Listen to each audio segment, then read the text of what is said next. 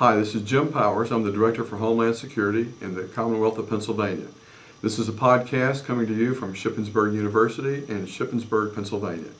Today's topic is about information technology and its implications and use in the Homeland Security area. As we discussed today, Homeland Security, defined by the President in Homeland Security Presidential Directive Number 5, consists of terrorist attacks, major disasters, and other emergencies. The implications for information technology are enormous. If you can imagine the data contained for those three types of incidents, the data manipulation is even greater. To identify simply the critical infrastructure here in the Commonwealth of Pennsylvania is probably around 7,000 sites. When we talk about which sites, both public and private, are critical to the Commonwealth. When you factor in key resources and significant special events, we have a lot of entities that have to be entered. And each one of those entities, each one of those records has an enormous amount of fields, let's say 25 to 50 fields per record. And once we get all this data in, it's now time to manipulate it, to manage it, to change it. And that requires that we not allow everybody the same access as everybody else. Some people have a user password and logon name to change agricultural data, and some others for environmental and energy data, some others for transportation data, and so on. Of the 40 plus agencies and departments here in the Commonwealth of Pennsylvania, each one has its own unique requirements for data collection, data management, and data manipulation. And the difficult part for all of us in the Homeland Security field is how to come up with a common way to access everybody's data so we don't have redundancy and duplication in the requirements for information technology. This is a challenge for us. It's a challenge for students across the United States to think about and come up with unique ways to find a better solution. And I hope that leads the rest of the discussion.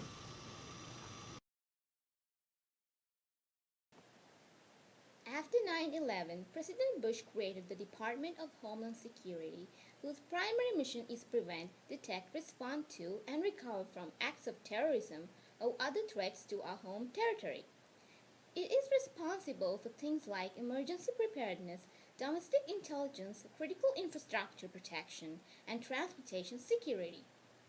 In the act, President Bush also created Homeland Security responsibilities for the states, and Mr. Powers is the director of Pennsylvania's Office of Homeland Security.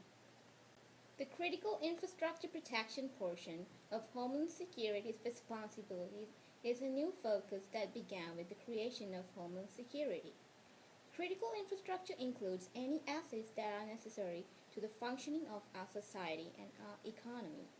This includes things like utilities, agriculture, transportation, and hospitals. Homeland Security also provides protection for key resources, which could be things like buildings, universities, places with high sentimental value whose destruction would be dramatic, and manufacturing facilities that produce unique and valuable products. For each critical infrastructure piece and each key resource, the Office of Homeland Security gathers information to assess the element's threat level, consequences associated with its loss, and its overall level of risk. This information is used to help both private and public sector groups develop strategies for mitigating their risks. This is the database Mr. Powers was referring to. It contains information on roughly 7,000 resources, and for each it has about 35 pieces of information. However, Homeland Security requires much more information than that. When it was created, one of the primary missions of Homeland Security was to coordinate the information from many existing agencies in the government. For example, when looking for terroristic threats, they could use information from law enforcement, intelligence, and immigration agencies. Each of those has its own set of databases, and one of the key problems Homeland Security faces is gathering information from so many disparate sources. As an example, one of the risks Homeland Security is concerned with is epidemics that are caused naturally or by terroristic activities. The Pennsylvania Department of Health has 6 separate databases involved with pandemic preparedness. They gather information on individual illnesses, observations from doctors and hospitals, and inventories of vaccines. When an outbreak occurs, Homeland Security might need to combine that information with intelligence about the capabilities of various terroristic organizations to help law enforcement determine whether they should be investigating the outbreak as a possible terroristic attack. This requires data from at least 10 databases and coordination across multiple agencies. Using data from different databases has some surprising challenges. The databases generally aren't on the same machine, in the same building, or in some cases, even in the same state. This means that any software that is going to access the data will have a significant network component. For each database, it will need to know what types of information it holds and how to access the database. In addition, anytime information travels over a network, there are security issues that need to be addressed. We need to be certain that secret information, like information from intelligence agencies, is transported in a way that ensures no one else can intercept the data. The biggest challenge in combining information from multiple agencies is that their terminology often differ. For example, in an IRS database, a person may be called a taxpayer, while a law enforcement agency might call a person a suspect or a victim. When you get data out of a database, you have to use the terminology that the database designers used. So in these cases, trying to find information about a person requires the software to build a different request for each database. The translation from common terms, like person, to domain-specific terms, like taxpayer, is a significant challenge because the number of translations grows exponentially with the number of databases.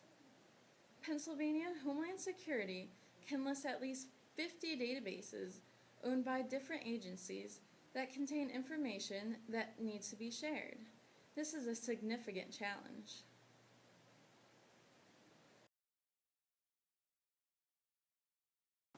Sharing data is such a critical part of Homeland Security that the federal government has focused significant resources on this problem. The U.S. Department of Homeland Security and the U.S. Department of Justice have been working together to create the National Information Exchange Model. This is a standard and a system for how agencies can share the information that they want to share. Figuring out how to structure the data to facilitate that sharing is a significant computer science problem. NIEM specifies the structure of shared information hierarchically. For example, we might want to share information about a particular region in Pennsylvania. In that region, there could be information about neighborhoods, and in each neighborhood, there could be information about buildings. For each entity, the structure allows the specification of any number of properties that describe the entity. For example, a building could have the number of floors, the date it was built, and the number of people who live in it. In order for the NIEM standard to be valuable, the terminology the agencies use must be the same, or we will have the same problems we have with sharing databases. Therefore, part of the NIEM standard specifies the data elements that agencies should use. These are the three categories of data elements. Universal data elements are common to almost everyone. Things like person, vehicle, contact, and organization. Core data elements are things that are used frequently, but not all agencies use them.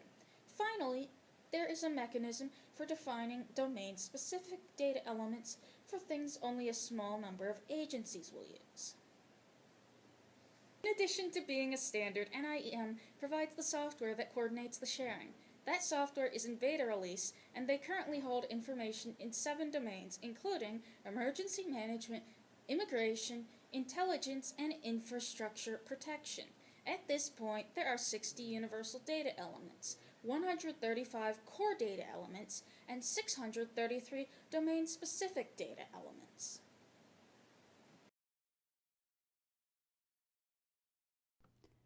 Once we have built the ability to see data from a variety of different agencies, we risk suffering from information overload, and this is where software engineers will be critical. When there are vast amounts of data, software can be critical to helping the user find the tidbits or trends that are valuable. One set of techniques that can be used to deal with large amounts of data is called data mining. These techniques do statistical analysis on the data to find groups of similar items, ways of classifying items, or trends in the data. For example, law enforcement can data mine historic information about criminal activity to find rules about how criminals progress. Data mining the criminal histories of a large number of offenders could result in conclusion like offenders who have been convicted of auto theft as a juvenile tend to be arrested for armed robbery as an adult. In other words, data mining is looking for classifications and exceptions to those in an effort to summarize the data. Another technique used on large data sets is geospatial analysis. Pennsylvania uses the geospatial analysis of threats and incident reports, or GATOR, to display incident reports from peers and other sources on a map of Pennsylvania. This allows users to quickly focus on incidents in a particular region, or to see how trends in how incidents are happening across the state are developing. Geospatial analysis is such a large field that there are undergraduate degrees in geography information systems focused on the development and uses of these kinds of systems.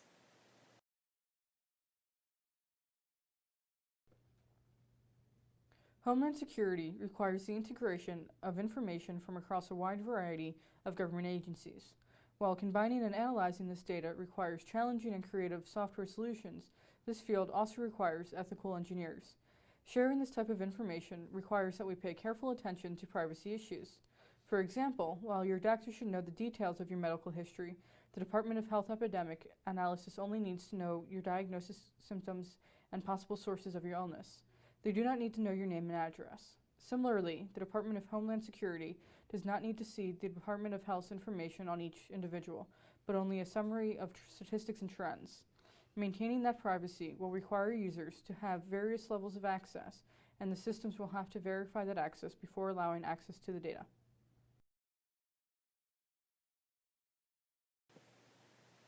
Prevention of the types of incidents that Homeland Security is responsible for requires some new data in a database about critical infrastructure and key resources. It also requires coordination from many other government agencies, each of which speaks a slightly different language and uses different technology.